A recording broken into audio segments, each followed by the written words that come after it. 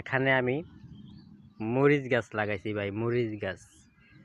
এখানে অনেকগুলা মরিচ গাছ লাগাইছিলাম, কিন্তু আমার ছোট ছেলে মরিচ গাছের আগাগুলো ভাঙে ফেলেছে সবটির।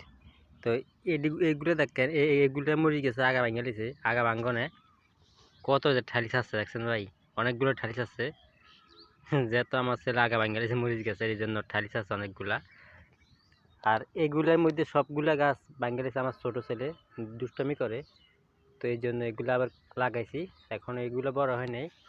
আর এই সাইডে মরিচ গাছগুলা সবগুলো ঠাল ছাড়তেছে, যেটা আমার ছোট ছেলে দুষ্টমি করে এই জন্য। আর কিছু বেগুনের চারা লাগাইছিলাম আমি, এই যে বেগুন চারানো ছোট হয়েছে, এখনো বড় হয় নাই। এখনো কিছু ছুঁই গাছ লাগাইছি। আর সবাই এরকম জায়গা থাকলে তরকারি লাগান যায়, জায়গাগুলো খালি রেখে লাভ নাই। কিছু শাক সবজি লাগালে নিজেও খাইতে পারি, বিক্রি করতে পারি। তো এই জন্য আমি লাগাইছি।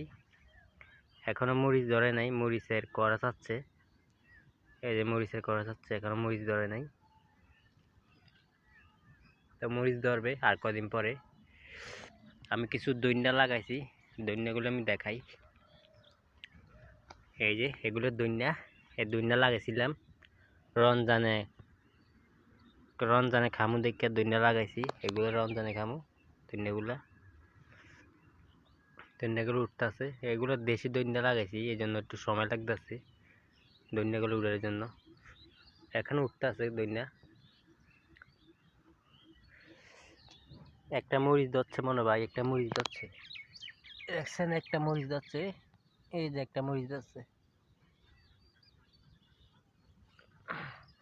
আসলে এগুলোর মধ্যে নিচে সার দিতে হবে, গোবর দিতে হবে, দিয়া ভালো করে ইয়ে করতে হবে, তারপর মরিচ গাছ টিকবে।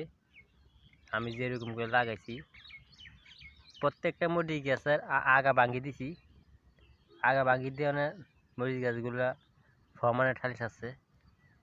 প্রত্যেকটা গাছের মধ্যে ঠালিস আছে মরিচ গাছ।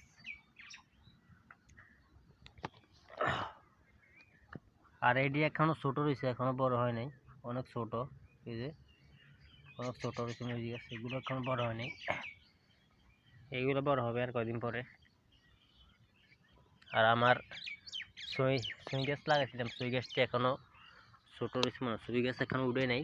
এখানে লাগাইছিলাম সুই গাছগুলো, এখানে লাগাইছিলাম, এখনো উঠে না সুই গাছ। একটা সুই গাছ উঠে না, একটা সুই গাছ উঠে না, একটা সুই।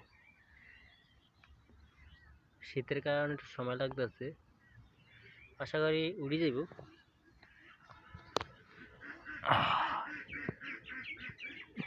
ভাই